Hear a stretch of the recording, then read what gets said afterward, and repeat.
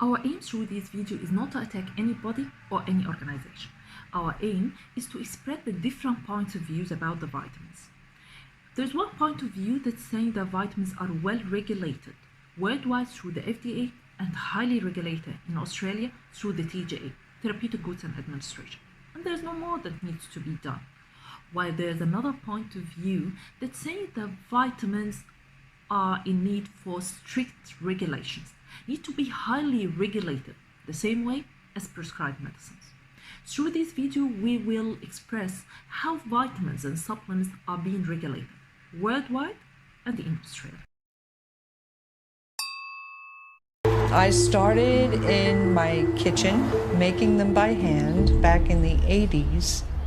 I would order the ingredients, I would order the capsules, and with a plate of 100 capsules, I would weigh it out and fill them up, and you have a bottle of 100 capsules of any particular vitamin you wanted. Okay, so the vitamins has been made in the kitchen. Okay, has been made up by herself in the kitchen. Okay, and that's the starting. And then she started to have a business that's like with a turnover about $500,000 a year. But that's not the case in Australia, because in Australia you have to certify a facility that's managing the production according to the Good Manufacturing Practice, the GMP. So I shouldn't worry much about the idea of making it up in the kitchen.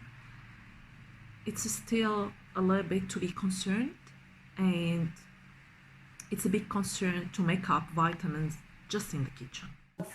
Background in pharmacology or medicine or any expertise in this area? I did some college, but most of my time was spent in the medical libraries at Stony Brook. So you sort of were self-taught then, were you? Self-taught, correct, yes. Candace Tripp called her company Purity First. She says she was helped by her then husband, Terrence Doolan, a chiropractor. And what was his academic background or expertise in this area? He was a chemist. He was a chemist in college, and then he went on to chiropractic school. From modest beginnings, she says she grew the business into a $500,000 a year enterprise, selling on the web, in stores, and through local alternative healthcare providers. Okay, so she's saying that she did some college and she worked in a medical library. So that's enough. No, it's not enough. You know what? She had her husband helping her as well, and he's a chemist. That's too much, like too much qualifications. And I think like he learned to be chiropractor as well. So, you know, she did some college and she worked in a medical library being helped by a chemist and chiropractor. That's more than enough. As we said, we are not against self-education. We are not against self-education, but there should be a way, if you like to educate yourself, there should be a way to do that. I don't think that should be just like through doing some college or working in a medical library.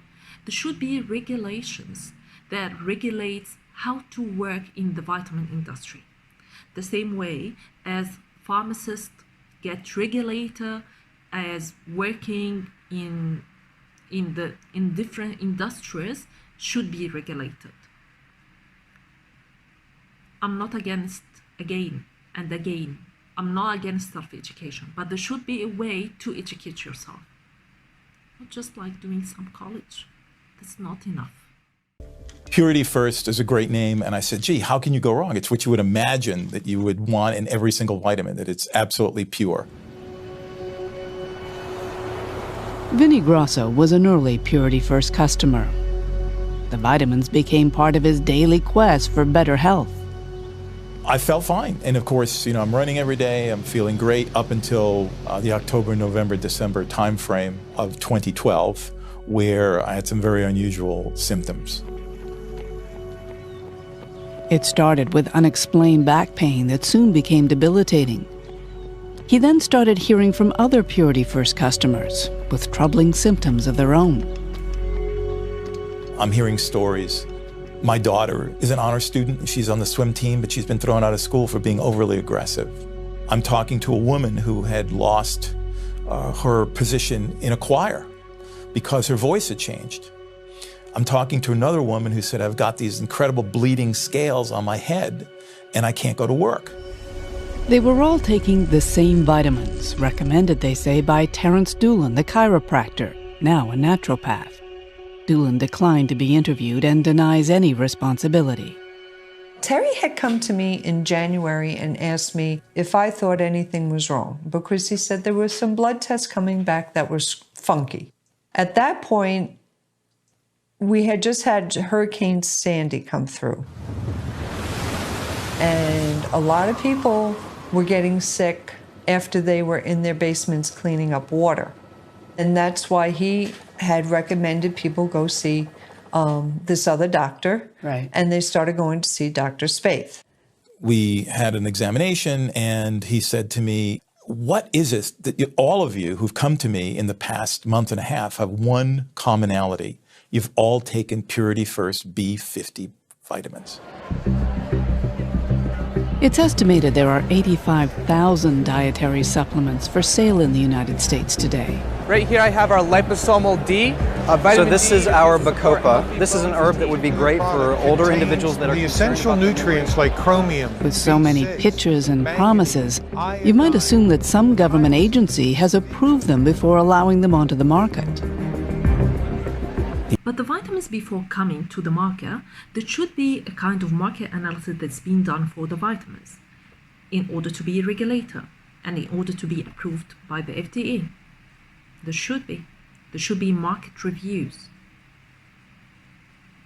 for the vitamins to be regulated. Hopefully there will be. Hopefully. FDA does not do any review of dietary supplements before they come onto the market. And I think that all consumers need to understand this. No testing, no obligation to provide any evidence a product is effective or even safe. We actually don't know the total number of manufacturers that we need to be able to inspect because there is no formal registration system that is required of manufacturers that make dietary supplements. And so we do inspections of the ones that we know about. You're doing inspection for the one that you know about. One that you don't know about, you don't regulate her and you don't inspect her. That's amazing. That's very, very good. You know, our vitamins worldwide are well regulated, highly regulated by the FDA.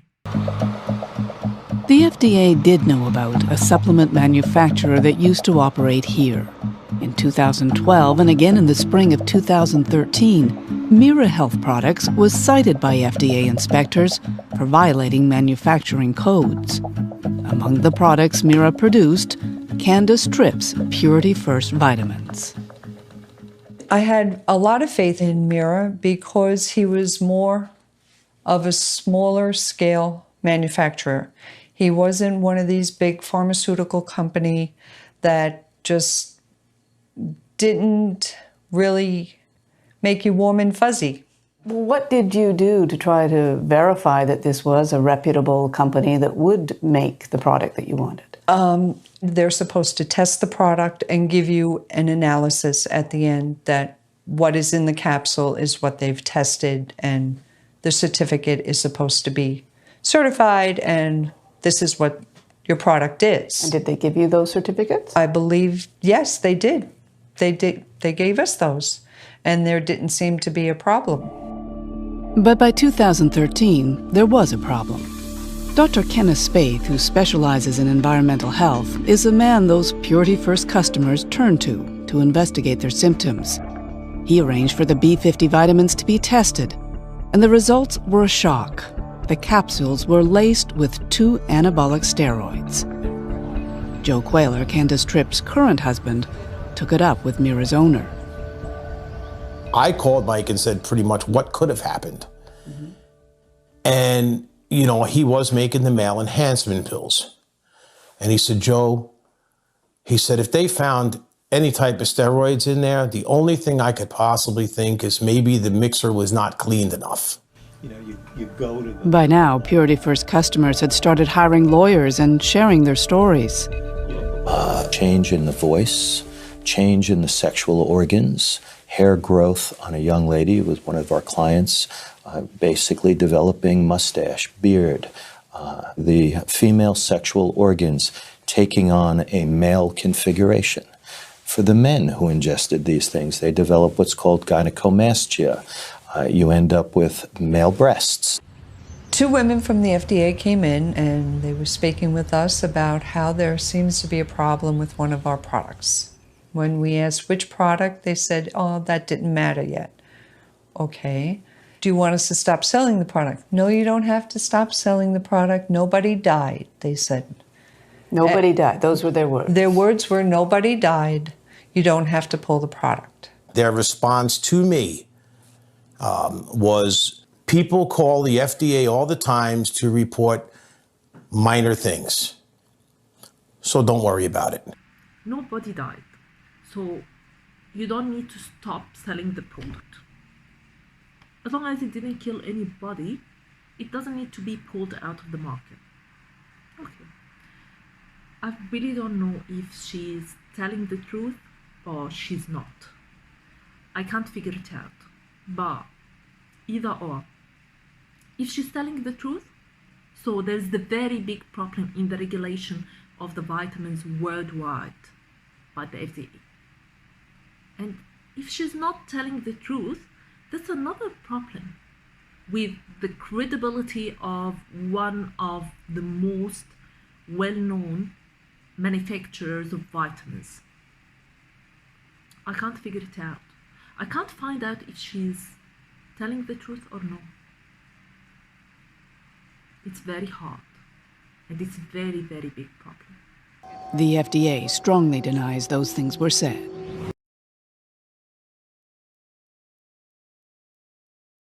The manufacturer or the founder, we need to know more about the manufacturer or the founder. And while we are here, in front of one of the most well-known and reputable vitamin brands in Australia, which is Carusa's, we will get to know who is the manufacturer. Is he a chemist, pharmacist, pharmacologist, nutritionist, or a doctor? We don't know. But he will tell us the story. We will get to know more about it.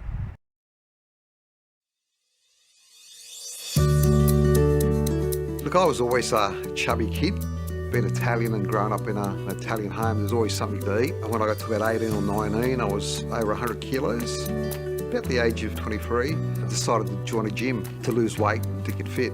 And there's an old chap there called George. One time, George says, look, Frank, it's great that you're coming here, but if you don't change the way that you eat or what you're eating, you're not going to live a long, healthy life.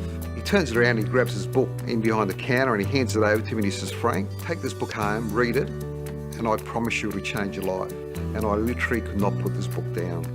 I read it cover to cover in 3 or 4 days, and from that day on my life changed. It does not start at the age of 40. I opened my store on the 1st of November 1982. It was my 28th birthday, one of the most exciting days of my life. I'll never forget it, the first day was packed because the store had just opened. We had all these people walking in and I just talked and talked and talked about this new philosophy of mine. And in fact, I think I hold the world record for talking to one customer at the one time. I remember that Helen came in at 9 o'clock in the morning and she helped me close the store in the afternoon. So she was there for 8 hours straight. He doesn't have enough scientific background. He started working as a mechanic, becoming an engineer, getting the passion, and started self-education after reading one book. I'm not against self-education. I'm not against the passion. I'm just against the idea of working in the vitamin field with the absence of scientific backgrounds. All what we need is special requirements and regulations for everyone who would work in that field. The same as what's being done with the pharmacists, with the doctors, with everyone to work in a very, very, very sensitive field. especially because some of these vitamins may cause side effects, may interact with our medicines, may even cause serious, deadly conditions.